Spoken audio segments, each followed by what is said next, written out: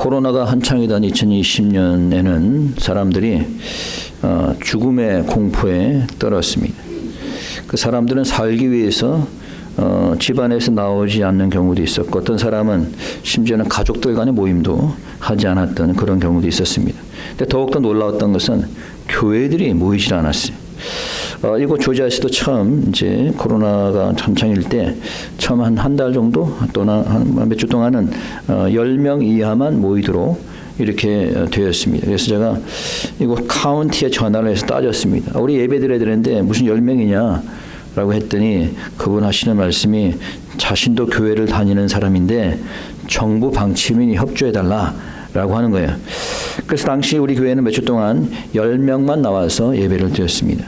그런데 이곳에 있는 대부분의 교회들이 아예 문을 닫아버렸어요.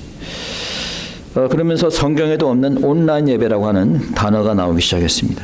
온라인 예배라는 것이 없죠. 예배가 아니죠, 그거는. 그럼에도 불구하고 그것을 합리화를 시켰어요. 왜? 교회에 직접 나와서 예배를 드리자니 죽을 것 같고, 그래서 교회의 문을 닫아야겠고, 또 교회의 문을 닫자니 예배를 안 드리자니 교회 유지가 안 되니, 그래서 이 잘못된 온라인 예배라는 것이 등장을 하게 된 겁니다. 그래서 교회들이 그렇게 자진해서 문을 닫는 것을 보고 참 놀라웠습니다. 뭐 강제한 것도 아닌데 스스로 문을 닫았어요, 교회들이. 자, 왜 이런 일이 생겼을까요? 자, 그것은 사람들이 죽음을 두려워했기 때문입니다. 근데 사실 이것이 마지막 때 마귀를 통한 시험이었다는 것을 사람들은 몰랐습니다. 사탄의 종들이 이 코로나라는 바이러스를 통해서 지구상에 있는 사람들을 시험해 본 겁니다. 근데 그게 먹히네, 잘. 이 죽음의 공포에 직면하니까 자기네들이 시키는 대로 말을 너무 잘 듣는 거예요. 마스크를 쓰라고 하니 마스크를 쓰고, 백신을 맞으라고 하니 백신을 맞고, 교회의 문을 닫으라고 하니 교회의 문을 닫고, 나중에는 백신 여권이 나올 정도였어요. 그러니까 야, 이제 잘 됐다. 이 기회에 이 전 세계를 하나로 만들자 라고 생각을 했던 이 딥스테이트 이 사람들이 그 가운데 있었는데, 이제 그 마지막 때에 그나마 미국에서 유럽에서 일부 사람들이 깨어나기 시작했어요. 이 사람들이 이걸 통해서 우리를 통제하려고 하는구나. 이러다가 우리가 정말 이들이 원하는 단일 세계 정부의 통제하에 들어가겠구나 라고 깨닫기 시작했습니다. 그래서 그 사람들이 시작돼 가지고 유럽에서 미국에서 이 마스크 강제 반대 운동 또는 백신 강제 접종 반대 운동을 하게 된 거예요. 사람들이 이렇게 사탄의 시험에 빠지고 심지어는 예배도 피하게 된 것은 교회를 다니는 사람들조차도 죽음을 두려워했기 때문이다라는 거예요. 그러나 죽음을 두려워한다고 죽음이 떠나가는 것은 아닙니다. 어차피 우리는 죽게 돼 있는 거예요. 안 그래요? 여러분들이 살아도 죽어도 어차피 한 번 죽고 한 번 사는 겁니다. 죽음을 두려워하지 않는 자가 오히려 죽음을 극복하게 되는 줄 믿으시기 바랍니다. 오늘 설교 제목은 죽음은 죽으리라 라는 제목이 되는데, 자, 오늘 말씀을 이야기 전에서 여러분들이 말씀을 이야기하기 위해서는 배경을 먼저 한번 알아봐야 돼요. 뭐 길게 이야기할 수는 없지만은 당시는 페르시아가 세상을 장악했던 그런 시대입니다. 그 당시 아하수에로가 하는 페르시아 왕이 있었는데, 이 아하수에로 왕이 왕후를 불렀는데 왕후가 자기 말을 따르지 않고 거부를 한 겁니다. 그래서 왕이 화가 나서 이 왕후의 지위를 폐위시켜 버렸어요. 그리고 새롭게 왕후를 선택하게 되는데, 그 많은 궁녀 중에서 에스더라고 하는 자가 왕후가 됩니다. 자, 이 에스더는 이스라엘 사람 모르드게의 조카가 됩니다. 자, 에스더가 부모가 없이 자라서 모르드게가 딸처럼 키웠던 사람이에요. 자, 이 에스더가 이제 아하수에르 왕의 왕비가 되었는데, 그 이후에 한 가지 큰 사건이 일어나게 됩니다.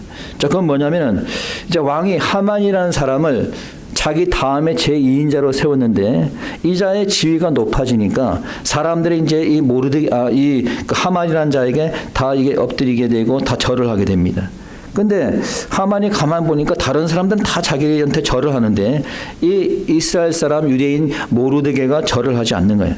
그래서 하만이 화가 났습니다. 그래서 하만이 내가 이 사람만 죽이는 것이 아니라 이 사람의 나라, 이 이스라엘 민족 전체를 다 죽여버려야겠다. 그래가지고 왕에게 허락을 받아가지고 전 백성, 이스라엘 백성들을 다 멸하려고 했습니다. 자, 그때 이 모르드게가 이 풍전등화 같은 이 위기 속에서 이 에스더 왕후를 찾아가게 됩니다. 그래서 왕후에게 얘기를 합니다. 너가 왕에게 나가서 이 얘기를 고하라. 자, 그런데 왕후의 얘기는 뭐냐? 내가 왕후라 하더라도 왕이 부르지 않으면 내가 나갈 수 없다는 거예요. 만약에 부르지 않는 내가 나가면 내가 죽임을 당한다고 얘기를 합니다. 자, 그러자 모르드게가 뭐라고 얘기하냐면은 내가 지금 왕에게 나가지 않으면은 이스라엘 백성은 다른 데로 말미암아 구원을 받겠지만은 너와 내 아비집은 멸망할 것이다. 자, 이렇게 얘기를 하니까 사태의 심각성을 깨달은 에스더는 모든 유대인들에게 금식을 선포합니다.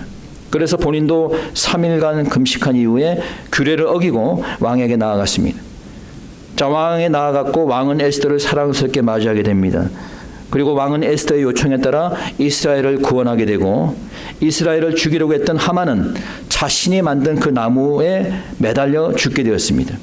자, 이 구원의 역사는 여러분 에스더의 죽음을 각오한 결단이 있었기 때문에 가능했던 일입니다. 자, 그래서 오늘 본문에 보니까 여러분도 지금 얘기 들었지만은 두 믿음의 사람이 나옵니다. 자, 한 사람은 모르드게라고 하는 사람이고 또 한 사람은 그의 조카이면서 왕후가 되는 에스더가 됩니다. 그래서 오늘은 이 두 사람을 통해서 주는 교훈이 무엇인지 한번 살펴보도록 하겠습니다. I cannot explain the whole story in English, so you need to read the whole chapter by yourself. But anyway, in this story there are two important figures. One is Esther, who is a queen of Jewish descent, and the other is Mordecai, who is the uncle of Esther. So today we are going to explore some lessons from these two people in this passage. So first lesson is that if God decreed whatever it is accomplished. 자, 그래서 오늘은 모르드게를 통해서 몇 가지 교훈을 살펴보는데 첫째는 뭐냐? 하나님께서 작정하신 것은 반드시 이루어진다라는 겁니다. 자, 하나님께서 뭐 하신 것은? 작정하신 것은 반드시 이루어진다. 하나님의 작정하심은 영어로 decree라고 합니다. 하나님이 작정했으면은 무슨 일이 있어도 이룬다는 거예요. 하나님께서는 우리 인간을 구원하시기로 작정하셨습니다. 그러면은 무슨 일이 있어도 구원하시는 거예요. 천지가 없어지는 한이 있더라도 그 하나님의 작정하심은 변하지 않습니다. 그래서 자, 우리가 한번 그리스도인이면 어떻게 돼요? 그렇죠. 영원한 그리스도인이라는 얘기가 나오는 거예요. 자, 모르드게가 뭐라고 얘기합니까? 다시 읽어봅니다. 14절 한번 보겠습니다. 14절 다 같이 시작. 이때 내가 만일 잠잠하여 말이 없으면 유다인은 다른 데로 말미암아 노임과 구원을 얻으려니와 너와 내 아비집은 멸망하리라. 내가 왕후의 위를 얻은 것이 이때를 위함이 아닌지 누가 아느냐. 자, 모르드게가 에스더에게 말하기를 내가 지금 왕에게 나가지 않고 잠잠하면은 그렇다 하더라도 하나님께서는 유다인들을 구원하실 것이다 라는 얘기예요. 하나님이 이미 구원을 작정했다면 에스더가 아니라도 하나님께서는 구원하신다는 거예요. 하나님의 작정하심은 변함이 없으시고 반드시 이루어진다 라는 것을 여러분들이 믿으시기 바랍니다. 두 번째 교훈은 뭐냐면은 우리 모두는 하나님께 쓰임받는 도구가 되겠다는 거예요. 자, 하나님께 뭐가 돼야 된다? 쓰임받는 도구. So you must be God's tools used for His plans and works. 여러분, 하나님의 사역은 대부분 사람들과 함께 이루어지게 됩니다. 사람을 통해서 이루어지게 돼요. 자, 오늘도 이 이스라엘 구원을 에스더라는 사람을 통해서 이루게 되죠. 그것을 우리가 하나님의 섭리의 사역이라고 합니다. 나중에 여러분이 공부할 기회가 있겠지만은 하나님의 섭리의 사역은 세 가지로 이루어지게 되는데, 자, 그 중에 하나가 협동의 사역입니다. cooperation. 자, 이 하나님의 협동의 사역은 뭐냐면 하나님께서 하나님의 일을 하시는 데는 인간과 함께 협동해서 일을 한다는 거예요. 하나님께서 이스라엘 구하기 위해서 에스더와 함께 일을 하게 된 거죠. 즉 말하자면 하나님의 사역에서 에스더는 하나님의 섭리의 사역의 도구로 사용되어진 겁니다. 도구로. 그러니까 대부분의 경우는 다 이렇게 하나님께서는 사람을 통해서 자신의 일을 하십니다. 성경을 보게 되면 여러분 알 수가 있어요. 이스라엘이 잘못했을 때 하나님께서는 이웃 나라를 통해서 이웃 나라가 침공해서 이스라엘을 하나님께서 벌하십니다. 자신이 만든 비바람을 통해서 하나님께서 천지지변을 일으키시고 자신이 만든 세균을 통해서 역병을 일으키시고 여러분 하나님께서 복음을 증거할 때도 하나님이 직접 증거하시나요? 자기가 택한 백성들을 통해서 복음을 증거하게 하시는 거예요. 그래서 하나님께서는 때로는 우리를 통해서 하시고자 하는 일이 있는 겁니다. 우리의 손길을 통해서 하나님께서 다른 어려운 사람들을 돕기를 원하십니다. 우리의 기도를 통해서 하나님께서는 다른 사람을 치유하시기를 원하시는 겁니다. 우리의 헌신을 통해서 하나님께서는 하나님의 성전을 짓기를 원하시는 겁니다. 우리의 희생을 통해서 하나님께서는 하나님의 일을 감당하기를 원하시는 겁니다. 그렇기 때문에 우리가 이왕이면은 하나님께 쓰임받는 도구가 될 줄 믿습니다. 쓰임받기를 원하십니까? 아만 안 하신다고 해도 괜찮아요. 여러분들이 거부한다 해도 하나님은 답답해하지 않습니다. 왜? 우리가 거부하면은 하나님께서는 다른 사람을 통해서라도 하나님 일을 성취하시기 때문이에요. 그래서 모르드가 뭐라고 얘기합니까? 저기 보니까 뭐라고 얘기했어요? 내가 잠잠하여 말이 없으면은 유다인은 다른 데로 말미암아 구원을 얻으리라. 내가 하지 않으면 하나님께서는 다른 사람을 쓰시겠다는 거예요. 여러분들이 교회에서 일하기를 거부한다면 하나님은 다른 사람을 통해서 교회 일을 하게 하시는 거예요. 여러분이 복음 전파를 거부한다면 하나님께서 다른 사람을 통해서 복음을 전파하게 하는 겁니다. 우리가 악한 사람과 싸우기를 거부하면 하나님께서는 다른 용기 있는 사람을 통해서 악한 자와 싸우게 하시는 거예요. 그러나 쓰임받지 못하는 자는 멸망을 당할 수 있는 겁니다. 여러분 쓰임받기를 원하십니까? 주님께 쓰임받는 주님의 귀한 도구가 되시기를 축원합니다. Even if you refuse to be used by God, even if you refuse to be used by God, God is not discouraged. God is not frustrated. If you refuse to become His tool, God will use other people as His tools. 세 번째 하나님께 받은 복은 하나님의 영광을 위해서 쓰라고 주신 거예요. 하나님께 받은 복은 무엇을 위해 쓰라고? 하나님의 영광을 위해 쓰라고 주신 거예요. God gives blessings for the glory of God. 때때로 하나님께서는 우리를 축복하셔서 우리에게 주십니다. 재물도 주시고 때로는 우리에게 권세도 주시고 우리에게 은사도 주시고 필요한 걸 주셔요. 그냥 주시는 건 아니에요. 하나님의 나라와 영광을 위해서 쓰라고 주시는 거예요. 하나님께서 에스더에게 왕후의 자리와 권세를 주신 것은 그냥 너 잘 먹고 잘 살아 이렇게 하기 위해서 준 게 아니에요. 하나님께서 에스더를 왕후의 자리에 세운 것은 이 위급한 때에 이 하나님의 백성을 구원하라고 주신 겁니다. 여러분 14절에서 모르드가 뭐라고 얘기합니까? 내가 왕후의 위를 얻은 것이 이때를 위함이 아니지 누가 아느냐?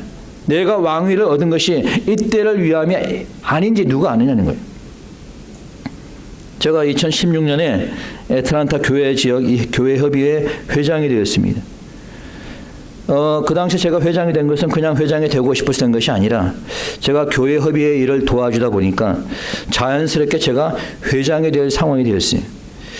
그래서 이제 2016년에 이제 제가 교회 협의회 회장으로서 이제 임기를 시작하게 되는데 2016년 1월에 무슨 일이 있었냐면은 조지아 주정부에서 신년 시무식을 하는데 한인 교회의 목사가 5분 동안 상원과 하원에서 설교할 수 있는 특권을 주었어요. 이건 조지아 한인 역사 이래 그 전에도 없었고 그 이후에도 없었습니다. 처음 있는 일이에요. 그래서 당시 한인회에서 연락이 왔어요. 자, 하원에서는 이곳의 모 교회, 가장 큰 교회 목사에게 요청이 와서 하원에서 설교해달라는 요청이 있었고 상원에서는 그 당시 교회협의회 회장이었던 저에게 상원에서 설교해달라고 요청이 왔어요. 근데 사실 저는 앞에 나서는 거 별로 안 좋아해가지고 처음에는 거절을 했습니다. 근데 가만히 생각해 보니까 하나님께서 나 같은 작은 교회 목사를 아틀란타 교회협의회 회장으로 세운 것은 바로 이때를 위해 세운 것이 아닌가라는 생각이 문득 들었어요. 그래서 내가 알았다고 내가 하겠노라 라고 말씀했습니다. 여러분 당시는 오바마가 대통령이었던 시절에서 암흑 시기였습니다. 동성결혼이 합법화되는 그런 상황이었고 테러가 만연했었고요. 그리고 심지어는 이런 법원이라든가 학교에서 10계명을 다 제해버리는 그러한 일들이 일어나고 그래서 이게 뭐 나라가 엉망이고 나라가 아주 타락하고 나라가 위험한 그런 상황이었어요. 그래서 내가 가서 회개의 메시지를 전하겠다라고 결단을 해서 가서 회개의 메시지를 전했습니다. 동성 결혼의 문제, 그리고 하나님이 세우신 이 미국이 하나님을 떠나고 있고 하나님을 멀리하는 그 부분에 대해서 회개하라고 메시지를 전하고 제가 온 적이 있습니다. 당시에는 제가 할까 말까 고민을 많이 했지만은 제가 지금 와서 생각해봐도 참 잘한 일이라는 생각이 듭니다. 여러분, 하나님께서 여러분에게 직분을 주신 것은 여러분의 직분을 통해서 하나님의 일을 하고 하나님의 말씀을 전하라고 주신 겁니다. 하나님께서 요셉을 애굽의 총리로 세운 것은 그 형제를 구원하라고 하신 하나님의 뜻이 있었습니다. 하나님께서 모세를 지도로 세운 것은 하나님께서 이스라엘을 애굽에서 구원하라고 하는 하나님의 뜻이 있었습니다. 하나님께서 여러분에게 재물을 주신 것은 그 재물을 통해서 하나님의 나라를 위해서 쓰라고 주신 겁니다. 하나님께서 우리에게 은사를 주신 것은 교회를 위해서 헌신하라고 주신 겁니다. 몸된 교회를 위해서, 주님의 나라를 위해서 쓰임받는 여러분 되시기를 축원합니다. 자, 이제 에스더를 통한 교훈을 살펴보겠습니다. Now we will explore a few lessons from Esther. First is that we must become the people of prayer like Esther. We must become the people of prayer like Esther. 우리는 에스더와 같이 기도의 사람이 되야겠다. 자, 어떤 사람이 되야겠다? 기도의 사람. 요즘 기도하십니까, 여러분? 뭘 위해서 기도하십니까? 뭐 사업을 위해서? 뭐 건강을 위해서? 기도가 뭡니까? 왜 기도합니까? 자, 우리가 여러 가지 기도의 목적이 있고 기도하는 이유가 있겠지만은 그 중에 하나는 영적 전쟁을 위해서 기도하는 거예요. 여러분, 우리의 삶은 전쟁입니다. 제가 지난번에 늘 항상 얘기하지만 우리는 여러 가지 전쟁 가운데 있어요. 이슬람이라든가 이 이란과 같은 이 악한 영들과의 전쟁이 있습니다. 지금 한국에도 그렇지만은 지금 악한 사회주의, 공산주의과의 전쟁이 있습니다. 여러분, 이 싸움에 이기기 위해서는 물론 하나님의 전신갑주를 입어야 되겠지만은 그 외에 가장 중요한 것이 뭡니까? 바로 기도입니다. 기도. 기도를 할 때 하나님께서 움직이시는 거예요. 기도할 때 하나님께서 우리와 함께 싸워주시는 겁니다. 믿습니까? 우리가 삶에서 때로는 어려움과 시험을 당하게 되죠. 자, 이러한 시험에서 어떻게 이길 수 있어요? 기도해야 되는 거예요. 에스더에게도 큰 시험이 닥쳐왔습니다. 내가 죽을지도 모르는 그런 상황이에요. 내가 죽던가 이스라엘 백성이 죽던가 엄청난 시험이 닥쳤어요. 어떻게 했습니까? 에스더는 기도했어요. 그것도 그냥 기도가 아니고 금식 기도를 했습니다. 본인만 한 것이 아니라 온 이스라엘에게 금식 기도를 선포했어요. 읽어봅시다. 16절입니다. 16절 다 같이 시작. 16절 시작. 당신은 가서 수산에 있는 유다인들을 다 모으고 나를 위하여 금식하되 밤낮 3일을 먹지도 말고 마시도 마소서. 나도 나의 시녀로 더불어 이렇게 금식한 후에 규례를 어기고 왕에게 나아가리니 죽음은 죽으리이다. 여러분, 에스더가 금식을 선포하고 본인도 3일을 금식했습니다. 에스더만 금식한 게 아니라 이스라엘 모두가 기도한 거예요. 그래서 하나님께서 이스라엘을 죽음에서 구해 주신 겁니다. 여러분, 때로는 교회가 목사가 금식 기도를 선포하든가 특별 기도를 선포할 때가 있어요. 그럴 때 교회의 영적 상태를 알 수 있는 겁니다. 영적으로 성숙한 교회는 지도자의 요청에 따라 지도자와 함께 기도에 참여하게 될 것이고, 영적으로 자고 있는 교회라면 지도자 혼자 기도하게 될 것입니다. 우리 하은교회는 영적으로 깨어서 기도하는 교회가 되기를 소원합니다. 시험에 들지 않도록 깨어 기도하시기 바랍니다. 악한 영과 싸워서 이길 수 있도록 기도하시기 바랍니다. 지난주에도 말했지만 요즘은 수요 기도회가 부흥되고 있는 것은 아주 좋은 현상입니다. 여러분, 하은교회의 부흥은 여러분 각자의 기도에 달려있다는 사실을 기억하시기 바랍니다. 두 번째, 에스더와 같이 닥친 시련과 장애를 극복해야 된다는 거예요. 자, 어떻게 된다? 닥친 시련과 장애를 극복해야 되는 거예요. Like Esther, we must overcome the trials and obstacles that lie ahead. 여러분, 지금 에스더가 왕에게 나아가야 돼요. 왕의 긍휼하심을 받아야지 에스더도 살고 이스라엘도 사는 겁니다. 근데 에스더가 왕에게 나아가는데 장애가 되는 게 지금 뭐야? 장애가 되는 게. 에스더를 방해하는 요소는 바로 규례입니다. 왕이 부르지 않고서는 왕후는 나올 수 없다고 하는 규례가 있어요. 만약에 나가게 되면 죽음을 당한다는 그런 규례가 있습니다. 여러분, 세상의 규례와 법은 지키라고 있는 거예요. 그렇죠? 그런데 그것보다 더 중요한 게 있어요. 그건 뭐냐면은 사랑입니다. 그 민족에 대한 사랑이고 또 하나님께 주신 사명이에요. 에스더가 지금 왕에게 나아가지 않으면은 이스라엘 민족은 다 죽습니다. 그런 선한 사명감, 백성들을 살려야겠다는 사명감이 있었기 때문에 그는 규례를 어기고 나갔습니다. 여러분, 어떤 사람이 자신의 아이가, 우리 여기도 우리 아이를 키우는 우리 부부 계시지만은, 자신의 아이가 갑자기 몹시 아픈 바람에 응급실로 급히 가게 되었어요.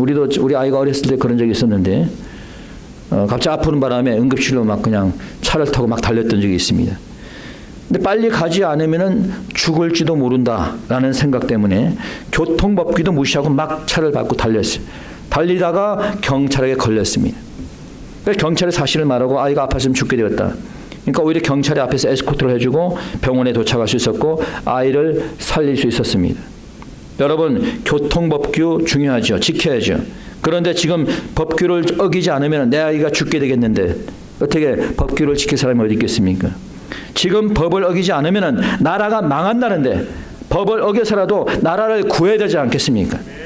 법규보다 중요한 것이 사랑이고 사명인 겁니다. 세상적인 규범이, 형식이, 전통이 장애가 될 수 없는 겁니다. 이런 장애를 극복하고 주님께 주신 사명을 감당하는 저와 여러분이 되어야 될 줄 믿습니다.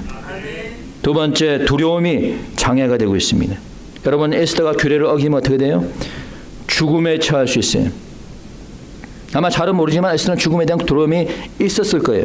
그러나 그는 죽음의 두려움을 이길 수 있었어요. 어떻게? 여러분, 이 두려움은 누가 주는 거예요? 네, 사탄이 주는 거죠. 하나님이 주는 게 아닙니다. 디모데후서 1장 7절에 보니까 하나님이 우리에게 주신 것은 두려워하는 마음이 아니요 오직 능력과 사랑과 근신하는 마음이니, 하나님이 우리에게 두려워하는 마음을 주지 않았다는 거예요. 그러면 이 두려움을 어떻게 우리가 극복할 수 있을까? 무엇으로 극복할 수 있을까요? 예? 사랑.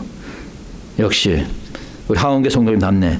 요한일서 4장 18절에 보니까 사랑 안에 무엇이 없고 두려움이 없고 온전한 사랑이 무엇을 내어 쫓나니? 두려움을 내어 쫓나니. 사랑 안에 두려움이 없고 온전한 사랑이 두려움을 내어 쫓는다 그랬어요. 여러분, 에스더는 하나님을 사랑하는 마음이 있었어요. 그리고 이스라엘 백성들을, 그 나라를 사랑하는 마음이 있었습니다. 그래서 그 두려움을 내어 쫓을 수 있었던 겁니다. 여러분이 하나님을 사랑한다면 그 사랑이 두려움을 내어 쫓을 겁니다. 여러분들이 여러분의 나라를 사랑한다면 반국가 세력을 두려워하지 않을 것입니다. 여러분들이 하나님을 사랑한다면, 그 사랑 안에 거한다면 두려움을 이길 수 있을 겁니다. 하나님을 사랑하고 사랑 안에 거하셔서 두려움을 이길 수는 여러분 되시기 축원합니다. 세 번째, 우리 모두는 믿음과 확신을 가지고 하나님의 뜻에 순종하라는 거예요. 자, 믿음과 확신을 가지고 하나님의 뜻에 순종하라는 겁니다. You must obey to God with faith and confidence.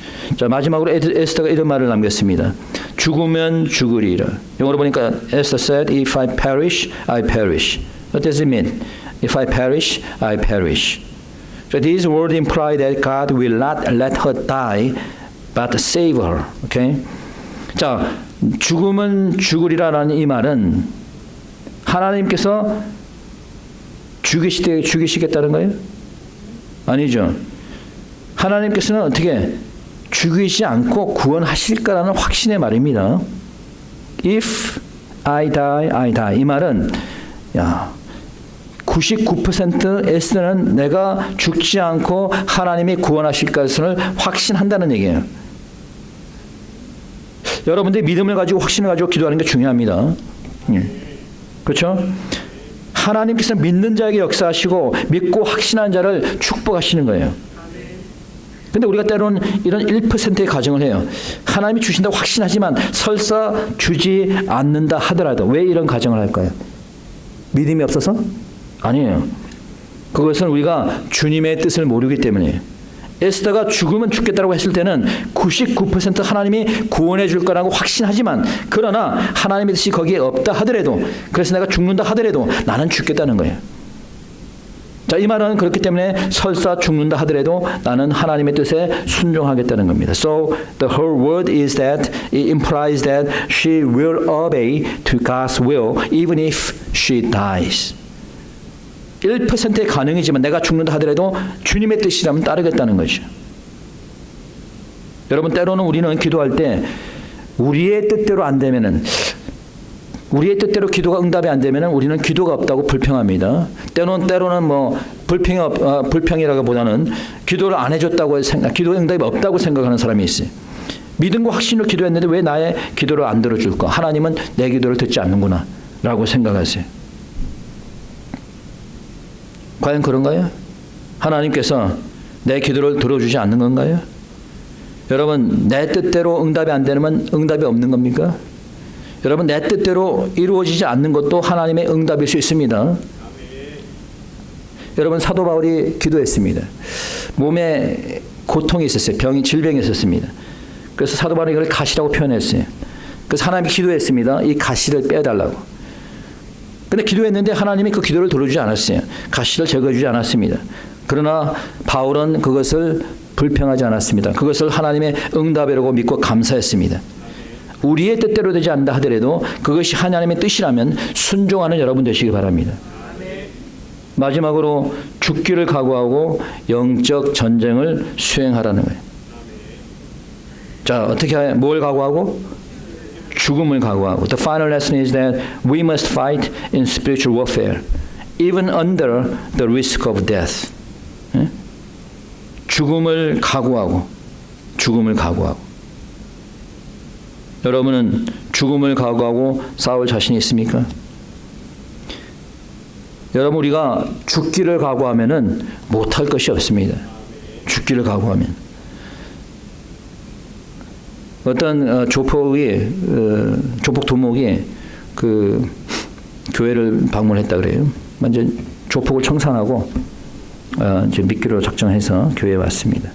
그래서 목사님이 봤더니 조폭이 우리가 생각할 때는 조폭 두목이니까 등치도 이렇게 막 우락부락하고 이렇게 생긴 줄 알았는데 키도 작고 조그맣더래. 그래서 아니 그 몸으로 어떻게 두목을 하셨어요? 이렇게 물어봤대.